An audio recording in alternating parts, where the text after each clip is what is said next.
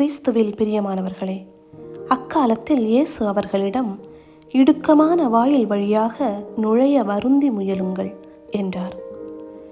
இடுக்கமான வாயில் அகலமானது அல்லது எளிதானது அல்ல. மாறாக நாம் அடிக்கடி சுமந்து செல்லும் பெருமை, சுயநலம் மற்றும் கவனச்சிதறல்களை களைந்துவிட இது நம்மை அழைக்கின்றது.